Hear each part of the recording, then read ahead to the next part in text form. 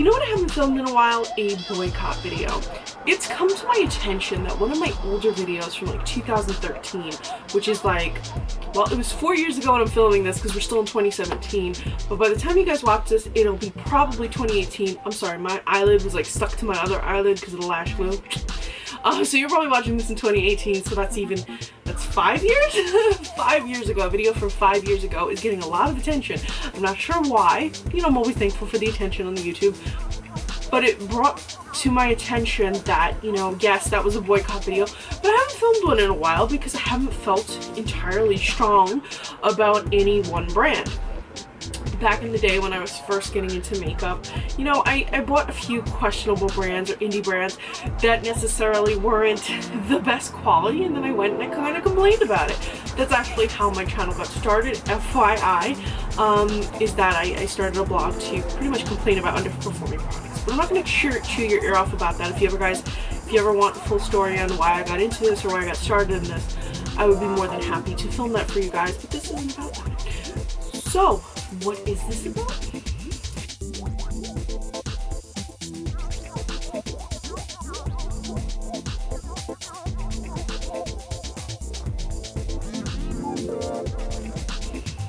Well, as you saw by the intro card, and probably why you clicked on this video is about boycotting Kylie Cosmetics.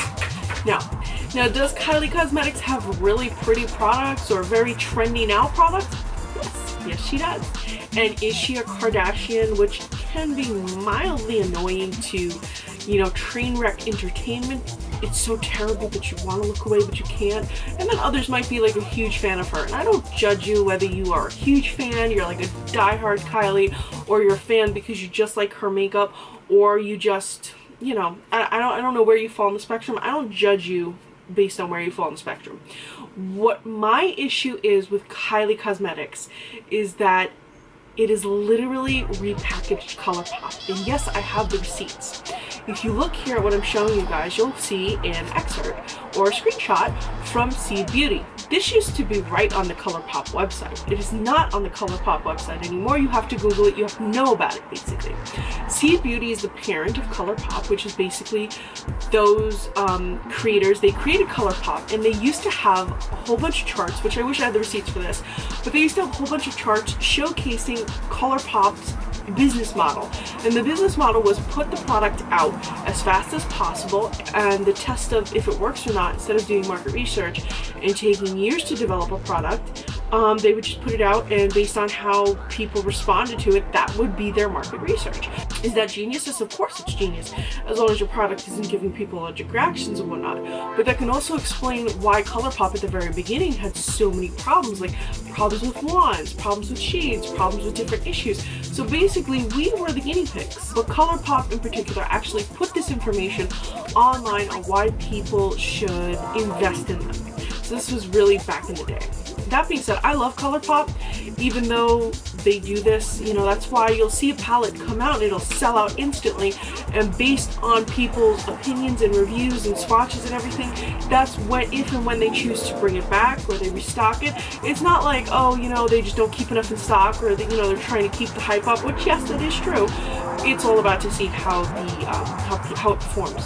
So they get money instead of having to give it to an independent company that then they have to pay for to do market research. They save money. We're the guinea pigs. They kind of win all around. So they also have other brands underneath them. They don't just have ColourPop, as you've seen in the other picture. They have Kylie Cosmetics and 2 other brands which are confidential. It makes me wonder why Kylie Cosmetics is not considered a confidential brand, considering it's such a big brand. But nonetheless, it is right there, plain as day, right on their website. Now, Kylie Cosmetics had a lot of issues when they first started, like issues with the wands. Doesn't that sound familiar with ColourPop? It's because what they did was the batch of wands that were messed up in Kylie, mind you, Kylie is a much more expensive brand. They took those wands and put them in ColourPop, because if you're paying $5 for a lip gloss, are you really going to be too upset if your wand is messed up versus paying like $20 for a lip gloss? You're going to be a little bit more upset. They also had the same model, whereas immediately they would put something online and it would immediately sell out. This is not done by accident. This is to test and see if the Kylie brand would take off. Now, if you look at the ingredients between the Kylie Cosmetics and the ColourPop Cosmetics, there are similarities, but there also are differences. And it kind of makes me wonder if they do, at first it kind of made me wonder if they do what other companies do. For example, L'Oreal owns a lot of brands, from Giorgio Armani to Urban Decay, It Cosmetics, NYX Cosmetics, Maybelline, and of course the L'Oreal brand. And these are all totally different brands, and they have totally different products with totally different ingredients. So I thought maybe that's what it was. But then when you really start to look at the packaging, and you really start to look at the tubes, and you really start to look at the ingredients, there's only minor tweakage between the ingredients in Kylie Cosmetics and the ingredients in ColourPop Cosmetics, which you're literally getting just a little bit of a better version, but you're paying an insane markup for it. It's not like you're paying, you know, what you're getting, you're not actually paying for what you're getting, if that makes sense. So when we consider what takes Kylie Cosmetics and really makes it stand apart from ColourPop Cosmetics, the main difference is Kylie actually has a hand in the choosing of the colors. Now there are videos, or there were videos, I'm going to try to find them so that I can include them in this video, is that they had videos of Kylie walking around the ColourPop factory. I believe it was with her mom. I can't remember the other details, so hopefully I'll have the video to show you guys. But she was walking around looking at the factory before she developed her own brand with them. So of course for her brand, she would have her hand in the choosing of the colors, and I guess she would just be a figurehead and she'd have creative control. So that segues me into what is the current issue with Kylie Cosmetics. She just released a brush set that was like over $300. I think it was like $350. And she tried to justify the price saying, well, MAC has brushes for this much and Anastasia has brushes for this much. She sent out a tweet basically comparing herself to some of the bigger brands, the more established brands. Now, this wouldn't be an issue because yes, these brands do charge this amount of money, and yes, this is an industry standard, and yes, if you've studied marketing, you don't want to price your brushes or your any product too low because people will think that the quality is low. So you want to price your products kind of like that Goldilocks point where it's like it's on par with higher end products to conceive a higher end identity, but it's also, you know, still accessible. She pretty much made her brushes inaccessible to most of the people that actually buy her products, which if you look at her demographics are mainly like 13, 14, 15, like the teenagers, and also, you know, some younger 20-somethings. Are younger 20-somethings really going to want to spend $300-something on her brushes? Probably because it has her name on it. If we consider the fact that it's just repackaged ColourPop, you're basically paying $300 or over $300 for brushes that are pretty much the same quality as ColourPop. Now, I personally have never purchased a product from Kylie Cosmetics, and maybe that, you know, puts, you know, I'm sure some of you in the comment section are going to be like, well, you've never purchased, you don't know. I do know people that have purchased it. I do know people who have purchased products from her and have said, well, the quality is fine, and I'm sure it is because ColourPop Cosmetics typically has a decent quality to it. Like the pressed shadows are overall decent. There's some problems with them. The Super Shock shadows are fine, but I don't think Kylie Cosmetics has any Super Shock shadows. The blushes, the highlights, all those products, even the concealer is pretty good. Like ColourPop is a pretty good brand overall. So I would expect Kylie Cosmetics to have a good brand overall. My issue lies in the price point, and don't even come at me saying that I can't afford it because, girl, I buy Tom Ford. Okay, so I am not hard up, but I'm not going to spend my hard-earned money on a product that I know is the same as a $5 product. That's absurd. I'm not going to buy brushes from Kylie Cosmetics which are just relabeled, repackaged, redesigned versions of ColourPop brushes, when if I wanted a really good brush, I could get something from Royal & Lanical of great brushes at an affordable price. There are tons of affordable brushes. If you want to get MAC brushes, get MAC brushes. Don't spend the same amount of money to get Kylie brushes. Like, her whole comparison made no sense. She's like, well, I'm like MAC, but if I'm going to be spending the MAC money, I'm going to get MAC brushes. If I'm going to spend the Anastasia money, I'm going to get Anastasia brushes. I'm not going to go, let me get this rollout of silver brushes from Kylie Cosmetics. Not to mention that the design, if you're looking for silver brushes, you can find them pretty cheap from Wet n Wild. So that being said, overall, I have to, in my heart of hearts, boycott Kylie Cosmetics purely based on the fact that it is overpriced, repackaged, dupable. It's also highly dupable because its parent company is ColourPop, well, Seed Beauty. And there's just been so many reports of people having issues, and I just do not want to have issues with a company. I do not want to have issues with a brand that I'm spending a lot of money for if I were to buy it. You will see that I have made videos complaining about ColourPop many times, but they redeem themselves, so I keep purchasing from them. When it comes to Kylie Cosmetics though, I get irritated because she has these new brushes and she comes across as arrogant. She comes across as like justified in charging the prices she does to the audience that she does. And she has tons of money. Basically, I don't know her net worth, but she has tons and tons of money. She doesn't need to be charging such a markup. Yes, she can, and yes, you know, this is a capitalist society, she can do it, but I feel like she shouldn't. I feel like she's almost taking advantage of her fans. She's taking out of the pockets of her fans because she can, because she's slapping her name on it. My guess, my estimation, and this is totally what I assume.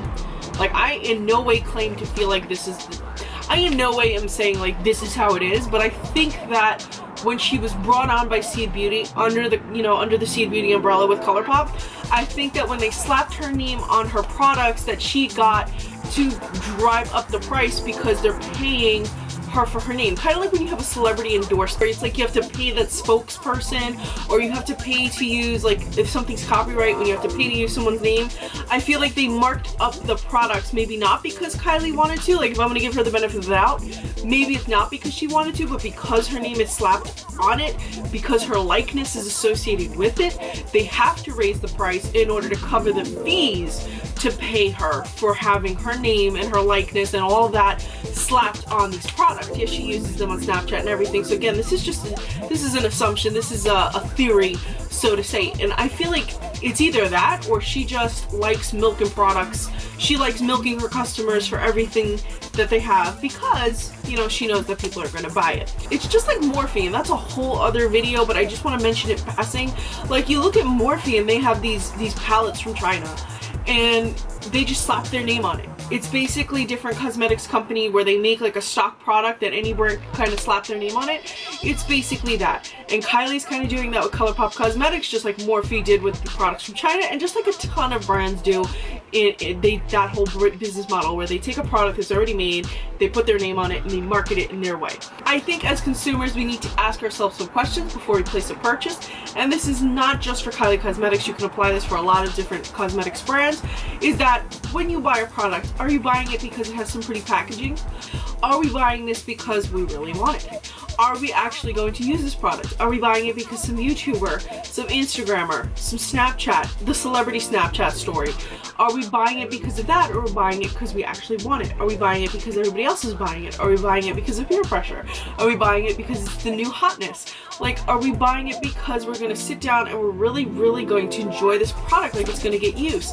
You really need to ask yourself, because this is your hard-earned money and you don't want to be spending it on stuff that underperforms. You don't want to be spending it on stuff that's just pretty packaging. You don't want to be spending it on stuff that just has a name slapped on it. We should spend our money wisely. If we're going to buy a cheap $5 shadow, then fine, that's a cheap $5 shadow, but don't spend $30 for a cheap $5 shadow. So guys, that wraps this up, and I would love to know what you guys think of Kylie Cosmetics. I would love to know what products that you guys have boycotted in the past, are boycotting now, or just feel really strongly about. You do not have to agree with me. I don't expect everybody to agree with me, but I do hope that you guys can start a discussion, because I would love to know what you guys think on this topic or any other topic of different brands. You know, I know that there's a lot of hot button brands out there, from the brands that I love to brands that I don't really care for. I mean, Lime Crime, Kat Von D, Jeffree Star. I've made videos about Jeffree Star, by the way, as well. You know, there's a lot of companies out there that have either, or people who make cosmetics out there who've done something or said something, or the product underperformed and it just turned into a scandal. So I'd love to know what products you guys are just like, nope, that's not for me. I would like to know what, you know, you guys think of Kylie and of this video. If you aren't already, please head over to Instagram and follow me on Instagram. I'm at Recycled Stardust. And as always, guys, thank you so much for watching.